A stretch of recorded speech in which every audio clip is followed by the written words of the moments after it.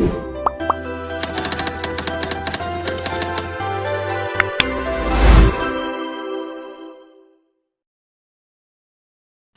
you know Naoko Kumagai is?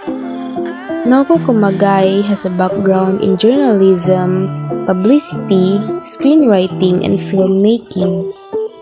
She's been awarded the Canadian Film Centre's Screenwriting Prize, has been published in Rice Paper and Event Magazine, and won Room Magazine's non-fiction contest in 2014.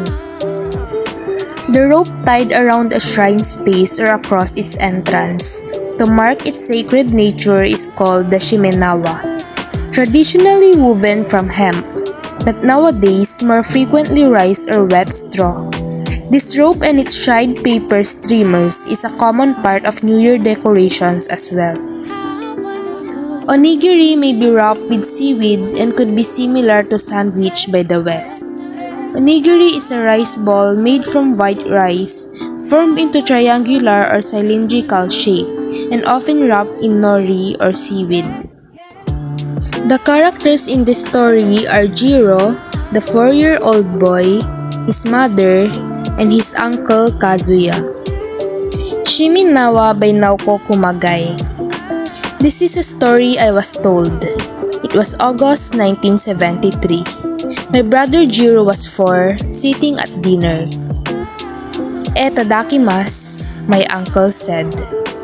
Jiro picked up onigiri, a rice ball, with his hands and mashed it into his mouth. Fish and rice on his plate, untouched. He stuffed another onigiri in his mouth, bits of rice falling. "Jiro-chan," a warning from my mother. Jiro opened his mouth wide, displayed his tongue covered in tiny white bits of rice. Kazuya stood up and roughly pulled Jiro out of his chair. "What are you doing?" my mother asked, getting up. Kazuya went out the back door, carrying Jiro firmly under his arm.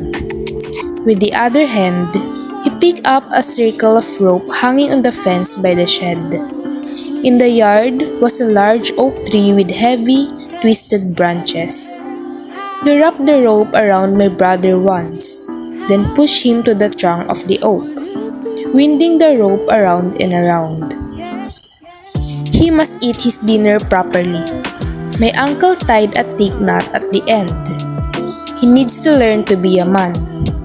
My mother was shouting at my uncle. Jiro was screaming, the sound flooding the sky. Kazuya went back into the house, relaxed and entitled, as if he had just finished a long day's work. No one remembers the rest. My mother never forgave my uncle. My father wasn't there. Jiro can't recall any of it. He jokes that the incident is possibly the reason he always initiatively eats everything on his plate.